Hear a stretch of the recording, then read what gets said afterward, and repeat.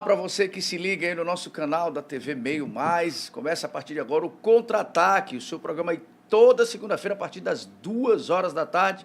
Aqui hoje comigo Marcos Monturinho e Francinito Loureiro, e nós vamos já começar sem muita conversa, porque o final de semana foi pesado, os dois grandes times aí do Brasil despontam mais uma vez para serem campeões ou não. Quem será, hein? Quem será? Há suspeitas, há indícios. Mais uma vez o Flamengo e o Palmeiras arrancam na frente. Isso não é nenhuma novidade nos últimos anos. Os dois times estão polarizando realmente a liderança. Ganharam 6 dos últimos 9 campeonatos. Exatamente. Acho que desde então, 2020, são times né? que têm grandes investimentos e, isso, claro, tem reflexo dentro de campo. Não tem segredo mais no futebol atual. O time que investe mais tem uma chance muito grande, muito maior de ser campeão. Agora, se você me perguntar quem é o melhor, é difícil dizer. É uma pergunta muito difícil. Não sei se o Marquinhos tem essa resposta pronta, porque são estilos diferentes. Flamengo, e sem clubismo algum, é um time que eu me divirto mais assistindo, um time mais técnico, um time de mais movimentação. O Palmeiras é um time mais seguro, pega menos gol, é menos vulnerável, mas também quando não sofre gol, certamente vai fazer gol Mais técnico. e não desiste até o último minuto. Ontem contra o São Paulo fez o gol na reta final da partida. Então são estilos diferentes, mas são dois times que realmente estão acima dos demais no futebol brasileiro e não é de hoje. Acho que, falando de momento específico, recorte de momento, o Palmeiras tem uma mentalidade muito forte, é uma tradição do Palmeiras nesses últimos anos. O Flamengo, além do investimento muito alto, é um time que preza muito a ofensividade, como o Francisco colocou. Mas já que a gente vai começar aqui brincando de tentar adivinhar os motivos desses dois times estarem dominando o futebol brasileiro nos últimos anos, eu acho que a questão econômica ela é primordial. E eu não sei se o palmeirense vai gostar do que eu vou dizer, mas nesse ponto eu acho que o Flamengo leva uma imensa vantagem em relação ao Palmeiras, porque o Flamengo é autossustentável. Eu acho que esse é o problema do Palmeiras se você for olhar a longo prazo. O Flamengo, quando eu era criança, Francinito, quando eu era criança, adolescente, eu dizia... Faz tempo, né? Faz tempo. Não, nem tanto tempo assim também, Outro não. dia. Lembra que eu fui teu estagiário, viu? Fogo no parquinho! Vou me chamar de coroto, lembra que eu fui teu estagiário, viu? Vamos descer um pouquinho aí. Olha, assim, quando eu era mais jovem, e eu me lembro que eu fazia essa profecia, eu era um jovem profeta que dizia, no dia que o Flamengo descobrir que ter a maior torcida do Brasil pode ser sinônimo de ter o maior potencial econômico do Brasil, ferrou pra galera, ferrou pra todo mundo. O Flamengo demorou mais de um século para descobrir isso. O Flamengo passou por crises financeiras terríveis por muito tempo, teve times para tentar fugir de rebaixamento até a última hora. Quando pegou uma gestão, aquela gestão lá do Bandeira, que foi divisor de águas, aquela gestão do Bandeira, esse processo, essa de reformulação, que deram um caráter de mais empresa ao Flamengo e que começaram a transformar esse ativo valiosíssimo chamado torcedor em resultado financeiro, o Flamengo passou a nadar de braçada e é cada vez mais difícil de acompanhar o Flamengo. E aí é porque que eu falo que no lado do Palmeiras isso é mais complicado, porque o Palmeiras ainda depende muito de um grupo empresarial. Imagina se o grupo da Leila sai do Palmeiras, abandona o Palmeiras, como aconteceu no passado com a Parmalat, como aconteceu com outros times do futebol brasileiro, como a Unimed do Fluminense. E tem prazo, né? Como o Nation Bank do Vasco, como a do Corinthians, esqueci o nome agora, aquela do Corinthians. Então, assim... Samsung, né? Os Corinthians teve a Samsung também. Não, era do tempo do que? A Jorabichian, era mais antiga. Eu tô lembrando, MSI, se eu não me engano. MSI, que trouxe o Tevez. Então, Então, assim, enquanto você tem o Flamengo sustentável, receitas que vêm dos seus torcedores, basicamente, você tem um Palmeiras que depende muito de uma parceria empresarial. Então, eu acho que esse status que eles se colocaram nos últimos anos, ambos foi por questão econômica, mas eu acho a do Flamengo mais sólida que a do Palmeiras. A questão do Flamengo ser mais sólido em função do grande número de torcedores, eu concordo com o Marquinhos. Mas eu discordo em relação a essa questão do Palmeiras ter aí um futuro incerto em relação a investimentos, a ser grande também em relação a dinheiro, a grana. Porque o Palmeiras, ele descobriu uma fórmula muito interessante de gerar uma receita o cheque da tia Leila. Do que todo mundo. É o cheque da tia Leila. Financeiro. Não, é o cheque a venda da garotada. O Palmeiras todo ano tem sido o time que mais fatura com a venda de garotos para a Europa. É uma forma interessante. A base do Palmeiras é muito forte. Saindo agora, em junho, pro Chelsea. Já tem um garoto pintando aí o ar. Tá, mas aí quem veio primeiro, o ovo ou a galinha? Essa fórmula só foi encontrada depois que o time já estava muito bem financeiramente. Sabe quando é que você vende bem, Francisco? Sabe quando é que você vende melhor? Você é flamenguês, sabe disso. Quando você não precisa vender.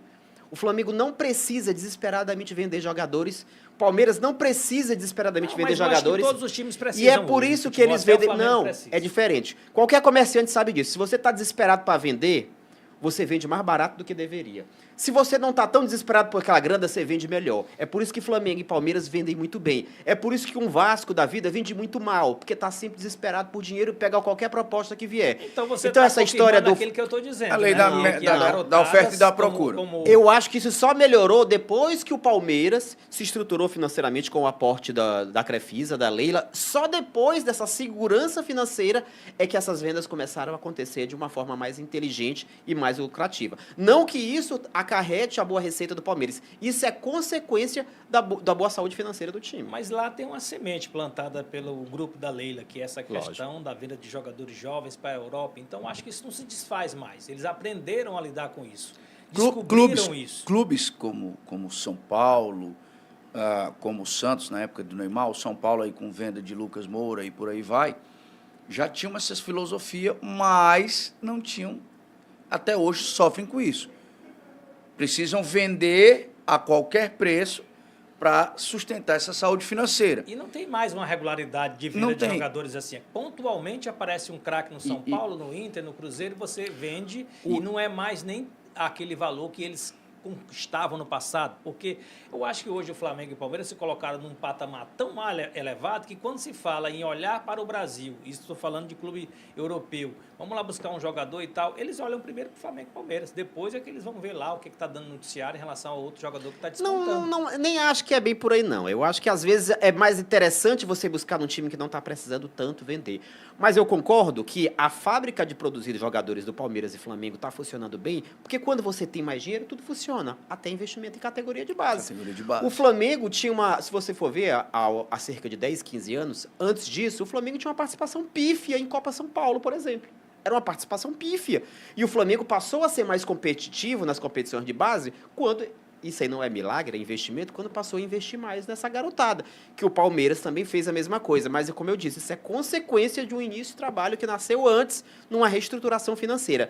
O maior ativo de um clube não é o jogador. O maior ativo de um clube é o torcedor. Quando você consegue transformar a paixão do torcedor em dividendos, seja em assinatura de TV paga, em audiência bruta, em compra de produto licenciado, em ingresso de estádio, quando você transforma isso em dividendos, aí o seu time vai crescer organicamente. Eu acho que é uma boa receita, mas continuo insistindo aqui que a venda de jogadores é muito importante. O Flamengo sempre teve uma filosofia. Era uma frase ímpar, né? Craque, o Flamengo faz em casa. Né? Desde os anos 80 era um mantra do Flamengo, continua sendo, né? Parou de ser na década de 90. Agora entendeu, como o Marquinhos falou, que se você dá mais condições, mais estrutura para esses garotos se desenvolverem, traz um pouco da estrutura do time profissional para a categoria de base, você tem muito mais possibilidade de revelar jogadores, de revelar e não queima etapas. E não queima etapas, porque eu vou citar o exemplo do meu Vasco, infelizmente é um exemplo negativo. Sempre quando eu quero dar um exemplo negativo, eu dou do Vasco. Por que o Vasco às vezes vende mal o jogador? Porque queima etapas. E eu vi o Vasco queimar tanto talento. O PEC teve que ir para os Estados Unidos para ser valorizado, porque foi queimado cedo, né? Foi queimado cedo demais. Poderia ter sido vendido para um Real Madrid, para um Manchester City, que potencial para isso ele tinha. Só que você apressa a maturação do jogador para ele ser logo titular, para ele ter logo que resolver, e queima, perde o jogador, que é o que Palmeiras e Flamengo não fazem. Como eles não têm essa pressa, como eles têm banco para poder contratar jogadores que resolvam agora, para não depender daquele garoto tanto, eles não queimam etapas e valorizam o garoto, esperam o garoto amadurecer na medida certa para ser negociado. O grande detalhe dessa história das categorias de base é que os clubes hoje pontuam, como vocês mesmos disseram, 1 ou 2 jogadores e fazem caixa. E aí vai para um outro revés de Palmeiras e Flamengo. Para mim hoje, são as duas únicas equipes do futebol brasileiro que, se você tirar os 11 titulares, eu posso botar o banco de reserva que eu tenho mais 11 titulares. Mais Flamengo do que Palmeiras nisso aí, tá? Mais Flamengo, claro. Porque o Flamengo... Discordo, eu acho que o Palmeiras, nessa janela, ele conseguiu ultrapassar o Flamengo em relação a um bom banco. O Palmeiras tem mais alternativas em todas as posições. O Flamengo ainda tem alguns pontos negros no seu elenco. Tanto que está se Talvez livrando- o Palmeiras tanto seja que mais- tá o Flamengo se são livrando carentes. aí do Cebolinha e do O Palmeiras e do- pode estar mais do proporcional. Michael, né? Eu acho que o elenco do Palmeiras hoje ele é mais Tá proporcional. muito É mais equilibrado equilibrado. que o do Flamengo. Agora, eu acho que em talentos individuais, o Flamengo supera o Palmeiras, tanto time titular como em banco. E talentos individuais, em valores individuais. Mas essa Pode é... até ser que no quesito equilíbrio, o Palmeiras leve vantagem por Eu ter acho que menos nessa- carências de posições do Isso, que o Flamengo nessa tem janela hoje. de transferência, o Palmeiras trouxe 7 grandes reforços. Um deles foi o jogador mais caro da história do futebol brasileiro, que foi o Vitor Roque, né? O jogador Tigrinho. custou uma grana preta. Aliás, ontem fez gol. É, o no Tigrinho. São Paulo do Bayern. Segundo jogo aí, né? Então, de gol dele. o Palmeiras, Como é o Tigrinho aí? O Palmeiras do Abel Ferreira, do técnico português Abel Ferreira lá, que reclamava muito, que tinha que muitas vezes recorrer à garotada para conseguir organizar a equipe para ser competitivo o ano inteiro. Esse ano ele não está tendo esse problema. Os garotos estão lá ainda, mas ele já tem jogadores já feitos, jogadores prontos para entrarem e resolver a parada. O Palmeiras tirou do banco ontem Vitor Roque e Rafael Veiga. No segundo tempo. Quem não o foi jogo contra o Rafael São Veiga Paulo. no Palmeiras, hein? Então mostra como... E Felipe Anderson entrou também, jogando muito Isso, bem. como o elenco do Palmeiras incorporou. O Flamengo tem um ótimo elenco? Tem, claro que tem também. Mas tem algumas posições que Mas são o Flamengo também carentes tira ainda, onda. né? Quando aí mete Pedro, tá no banco, aí bota De La Michael, Cruz. De La Isso são Cruz, aí algumas tira Cebolinha. onda posições, mas também. posições, Né? por exemplo, os volantes do Flamengo, o Flamengo carece de mais volantes. O Flamengo Tanto não que tá é um- tão bem Mas ainda nessa tem o questão. Alan também, que era titular do Só Atlético tem Mineiro. 3 zagueiros considerados zagueiros prontos, É o que Léo. são os dois Léo, Pereira e o Ortiz, e o Danilo, o outro quarto zagueiro, né, que completa ali as duas equipes, é um jogador da base. Então, nesse aspecto, este ano eu vejo o Palmeiras um pouquinho superior e a gente está vendo mesmo o Palmeiras diferente. Todos os anos o Palmeiras é forte, mas esse ano está realmente... Já falou sobre isso, o Palmeiras sempre se dizendo reinventa. que Né? vem muito Na forte. verdade, assim, Palmeiras entre 21 e 22 fez um investimento muito grande, papou tudo. O Flamengo deu uma recuada. Agora o Palmeiras, depois desse investimento, há 2, 3 anos atrás, que fez, Não acho que o voltou a Flamengo fazer... recuou hora nenhuma, não. O Flamengo E- sempre foi para e- cima na parte dos investimentos. Depois que se capitalizou, o Flamengo está muito agressivo. E, na e janela. aí, mas é como eu estou te dizendo, o Palmeiras fez esse investimento há 2, 3 anos atrás, montou 2 elencos, o titular e o reserva, ponto. Foi sair numa peça aqui e outra ali, aí agora voltou ao mercado. O Flamengo não investiu atrás, mas de 2 anos para cá o Flamengo investiu muito. O Palmeiras não tinha ido Renovou, bem. Flamengo, O Palmeiras renovou não com tinha. Arrascaeta, Pedro, O De La Palmeiras Cruz e não tal. tinha ido bem na janela da temporada anterior, tinha gastado com o avião, né?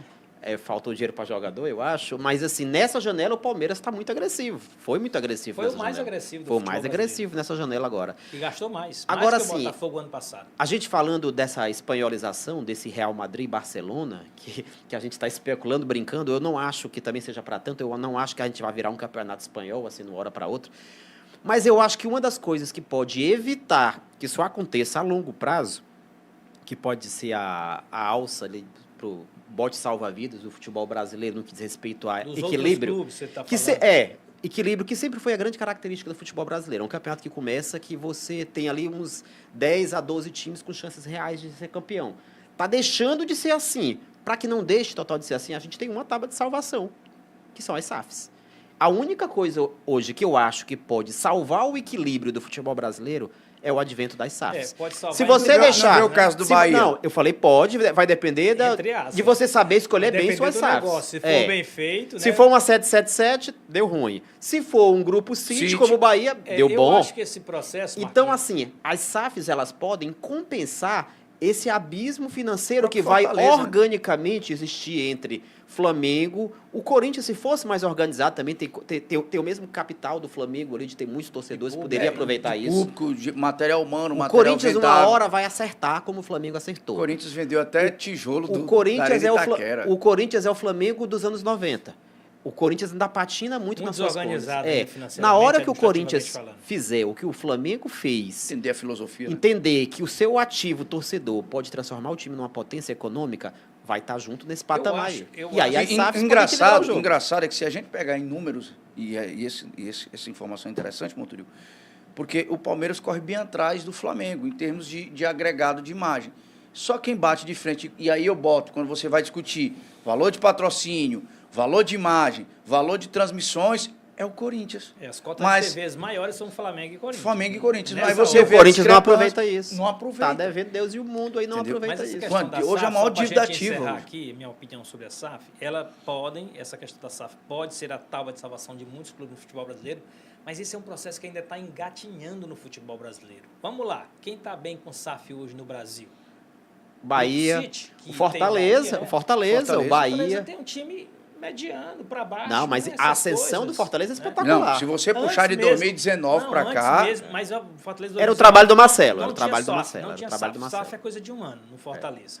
Do ano passado para cá. Mas é tudo muito novo mesmo, então, você tá certo. Então, esse é um processo a longo prazo. E outra coisa, não há garantias que isso vai dar certo também, porque a gente tem o exemplo do Vasco, tem alguns outros exemplos. que não Francinito, deram a gente sai de certo. casa todo dia sem garantia se vai voltar Sim, vivo. ok, mas- Não existe essa garantia Mas no Brasil- absoluta que você está falando aí, No não. Brasil, os clubes ainda não se prepararam bem. É um processo lá para frente. Mas, é um processo a longo moço, prazo que eu tô mas falando. eu falei longo prazo. Por isso que eu falei, esse abismo, a longo prazo, a SAF é uma esperança. Porque a longo prazo, de forma orgânica, eu acho que o Flamengo vai ficar cada vez mais rico, porque os títulos vão realimentando o time, e vai aumentar a distância para os outros. O que pode ajudar essa distância a não ficar tão grande é essa ajuda artificial, esse incremento do poder das SAFs nos times. Mas pra obviamente, a gente está vivendo o embrião dessa história.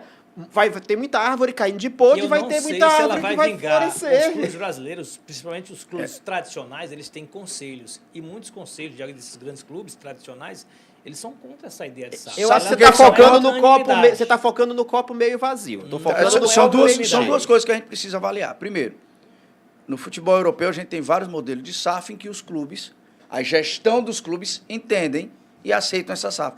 No futebol brasileiro você tem meia dúzia lá de diretores pendurados que não vão aceitar a SAF, porque se a SAF entrar, automaticamente eles não recebem mais Vão aceitar essa ajuda de porque custo. o torcedor está pressionando para isso.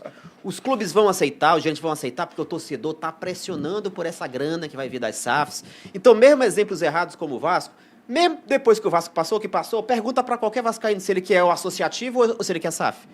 Qualquer vascaíno vai dizer que quer SAF, mesmo com o trauma da Tendo 777, porque ninguém quer viver nessa liseira, ninguém gosta de ser liso, não, Dai. Tu gosta de ser liso, eu não gosto É de ser porque o liso, Vasco não. não se organizou para ganha ser mais um dinheiro time, que eu, pode ser que um time Recebe e toma competitivo, um time posse. bem administrado financeiramente, né? Então, por conta disso, teve que recorrer à SAF. O Flamengo deu um grande exemplo, os outros clubes do Brasil se organizaram. Ok que o Flamengo tem um grande trunfo na sua mão, que é o seu torcedor, a maior torcida do Brasil, isso ninguém compara, mas os times precisam entender também que futebol há muito tempo no Brasil tem que ser encarado como empresa, como um negócio, como business. Então, se os times não entenderem isso, vai ser difícil competir, mesmo com o SAF. Porque a gente sabe que SAF, você coloca lá um CEO, se o cara não for um bom gestor, ele pode comprometer também. É o que ele pode ser tirado, mas em algum momento ele compromete. Então, eu acho que o trabalho que foi feito no Flamengo lá atrás, 2013, serve de lição, de exemplo para todo clube no Brasil. Não, eu quero que Porque- eu quero que o milionário venha aqui e compre o Vasco mesmo. Vocês estão com medo disso. Uma hora vai dar certo. Uma hora vai dar certo. Pode Por dar falar certo, em mas pode pressão- dar muito errado. Por falar em Já pressão... deu errado, Francisco. Não é possível que dê mais errado. Já deu muito errado. Agora é hora de dar certo. Bora falar Por disso. falar em hora de dar certo... Falar em dar certo. Falar em dar certo, o torcedor brasileiro hoje pela manhã recebeu, no final da manhã desta segunda-feira, a notícia Finalmente, né? confirmada, oficial, Novela, meu amigo. acabou a novela, ele encerrou o contrato, ainda não, vai cumprir tabela aí até o final do espanhol, mas Carlo Ancelotti foi anunciado como novo treinador da seleção brasileira, assume dia 26, quando termina a La Liga, né, ele já assume a seleção brasileira. A Liga termina dia 25. Dia 25 dia ele já 26 assume. ele já fará a convocação para os Convocação da para os jogos seleção. Do começo de junho. Começo de junho. 5 e Equador, 10. Equador e Paraguai. Equador e Paraguai, Equador fora. Eliminatória da Copa do Mundo. E aí? Acabou a novela, A gente queria que acabasse a novela, primeiro, sem dúvida. Agora a gente, obviamente, vai falar de prós e contras, porque a gente está aqui para isso. Eu tenho uma primeira preocupação, e não é pessimismo, daqui a pouco eu vou falar os prós. Eu tenho uma primeira preocupação que eu coloquei já aqui algumas vezes, tanto que por isso eu preferi o Jorge Jesus. Eu ainda tenho uma certa dúvida até que ponto o Ancelotti está com tesão pro negócio, que ele está afim do negócio. Eu sempre senti essa vontade muito maior da parte do Jorge Jesus do que do Ancelotti. O Ancelotti sempre me passou uma imagem meio blasé, daquela Zero coisa de... interesse. se der eu vou, viu? Se der eu vou, se eu tiver afim eu vou. Se eu não tiver afim eu não vou. Até Mas que pode ponto, ser o deixa eu jeito Deco dele, Meirelles, né? Até que ponto isso vai influenciar do trabalho? A gente tem um Olha. trabalho curto aí. A gente tem um ano e meio Então, ou você mergulha de cabeça nesse projeto para ele dar certo, se o Ancelotti vier meia bomba para cá, meia boca para cá, não vai entregar o resultado que a gente precisa. Decidido que ele vai comandar a seleção daqui. Porque, a vez ou outra que vai para. A princípio, ele queria ficar morando na Espanha, sendo treinador da seleção. A CBF não aceitou, houve muitas críticas em relação a isso, e aí está acertado previamente que ele vai morar no Brasil. Agora, se você me perguntasse isso, Daito, Ancelotti vai dar certo na seleção? Há 2 anos atrás, quando surgiu esse papo, 2023, né? Eu até dei muitas falas para o programa da tarde, lá na Rádio Jornal, 90,3, a minha opinião, que estava naquele burburinho, Ancelotti vem e tal, para substituir o Tite. E também no Quintal Esportivo, no nosso programa lá na Rádio Jornal, a gente também sempre falava o seguinte: Ancelotti chegando naquela época era muito interessante.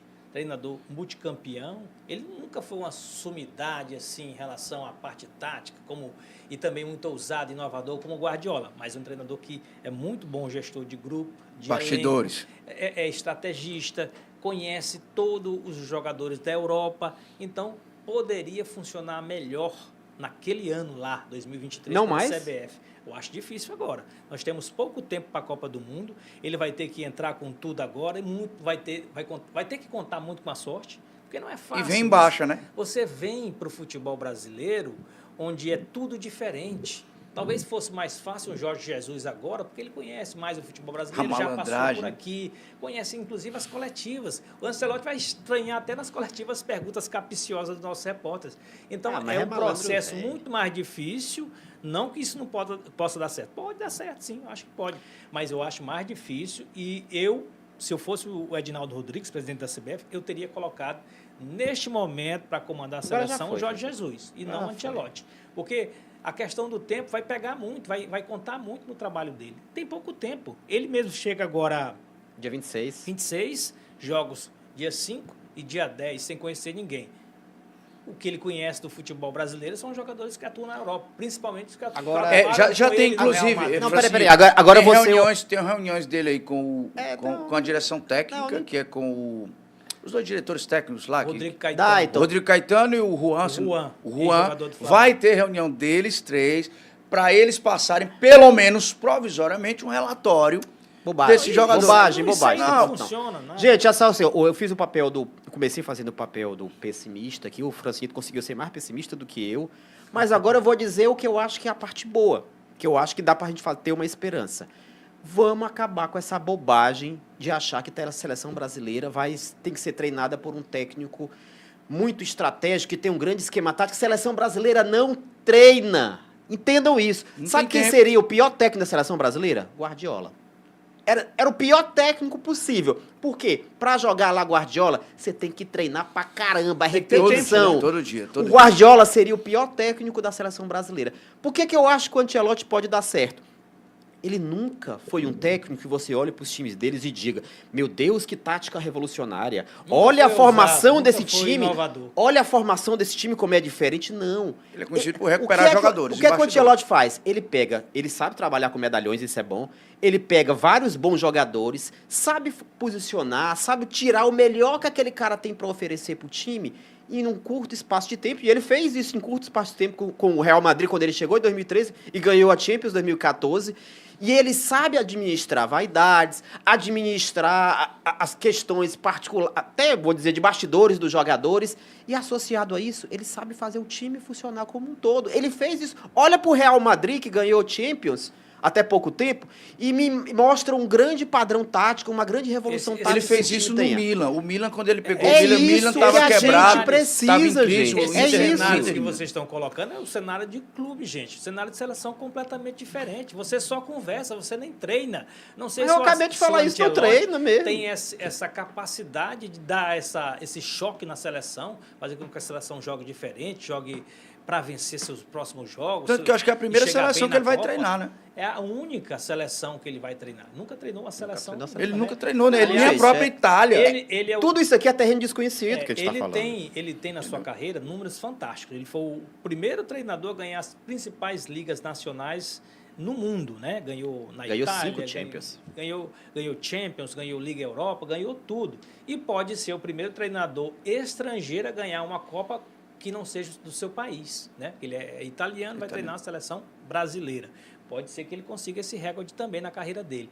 Mas isso vai depender muito do Jogo de cintura dele, desse vai e volta dele para acompanhar o jogador. Bora de Europa. brincar. Ele vai se associar. Fala-se que o ex-jogador Falcão, que jogou no Internacional, Vai jogou trabalhar na comissão Roma, vai técnica trabalhar dele. na comissão técnica. Ele tem que se cercar de gente que conheça um pouco e dê um pouco de assessoramento especial para ele, porque não é fácil. Gente, é pouco tempo demais para É você pouco tempo. chegar É por forte isso que numa não Copa cabe, do Mundo. não é revolução tática. Não tem o que ele fazer de revolução tática. O que ele tem que fazer é entender o grupo nesse momento, as fragilidades até emocionais que existem, entender posicionamento, os caras que estão jogando em posição errada, um cara que está esquecido. Não tem muito tempo para você fazer revolução tática. É você saber extrair o melhor daqueles jogadores, como o Filipão fez em 2012 no nosso último título. Ele pegou há 2 anos do ciclo.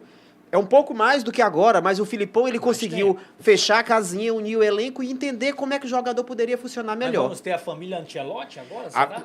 Ganhamos com a família escolar e agora poderemos ganhar com a família Ancelotti. Uma coisa Uma família italiana, barulhenta, mas vencedores. Só espero que não acabe em pizza. O temperamento italiano é muito parecido com o brasileiro. Eu só espero Agora, que não tem uma acabe em coisa pizza essa talvez brincadeira. uma das poucas que eu acho positiva nesse trabalho do futuro trabalho aí do Ancelotti na seleção, que é a questão de fazer os jogadores renderem mais na seleção.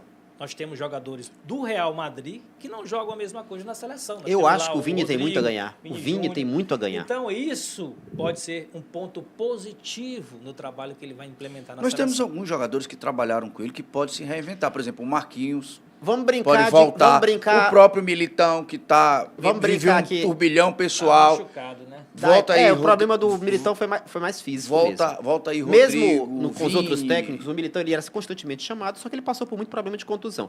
Bora fazer um exercício aqui de brincar de quem sai ganhando e quem sai perdendo com a vida do Ancelotti. Primeiro, quem eu acho que sai ganhando? Eu acho que o Casemiro, que já ia voltar para a seleção, volta como capitão.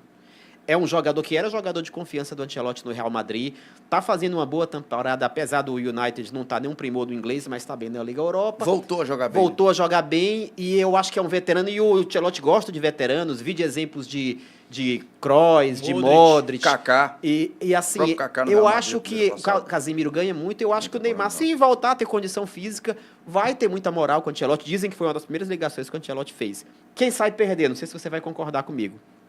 Esse movimento que existe no futebol hoje de convoquem mais jogadores do futebol brasileiro. Eu acho que esse movimento vai perder um pouco de força. Por mais que algum auxiliar fique ali fazendo esse trabalho, por mais que ele olhe para o futebol brasileiro, eu acho que a mentalidade do Ancelotti é mais voltada à Europa. É um jogador. Então esse movimento perde força. É um treinador. Até porque ele precisa equiparar esses jogos. Eu sempre venho dizendo isso. A gente tem aí a Liga das Seleções Europeias, que elas se fecharam naquela casinha que só jogam entre eles, por conta de medo de jogar contra o futebol sul-americano.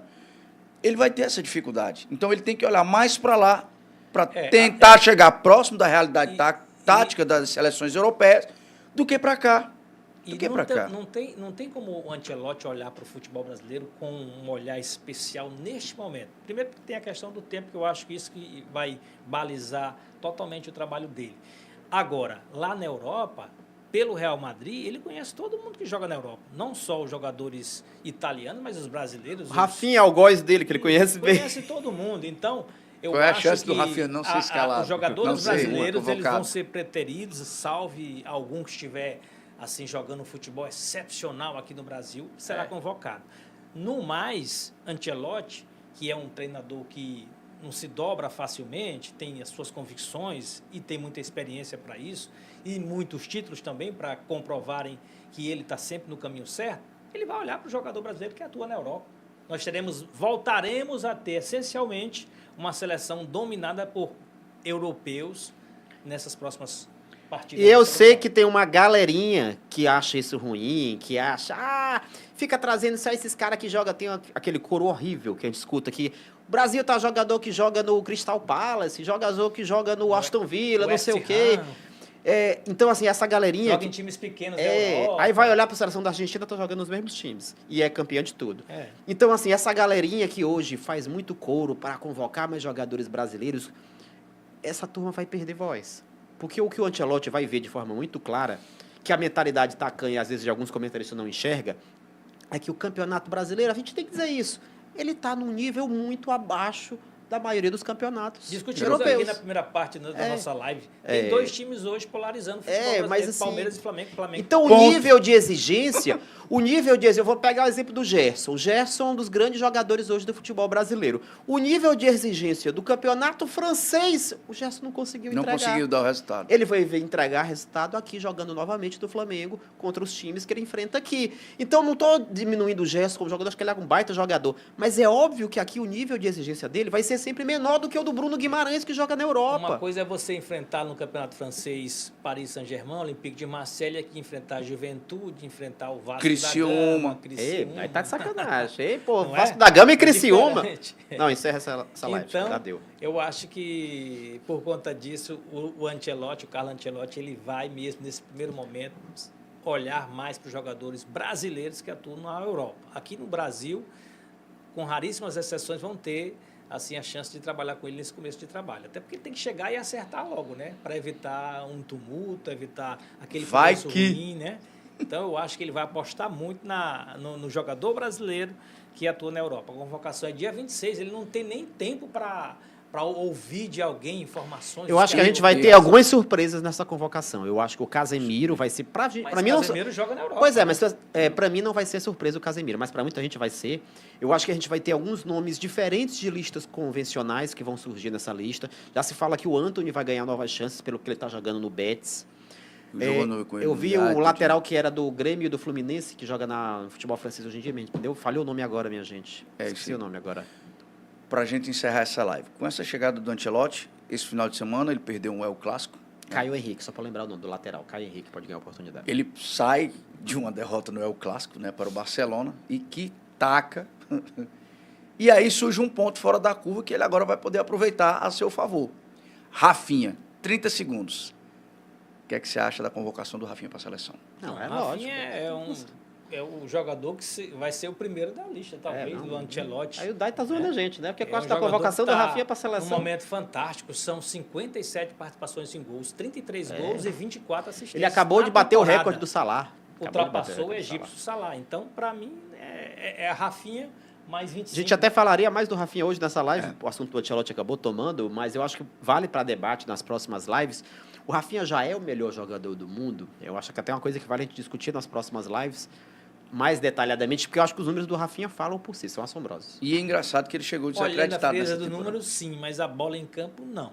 Para mim, não. Ele já quer adiantar a polêmica agora.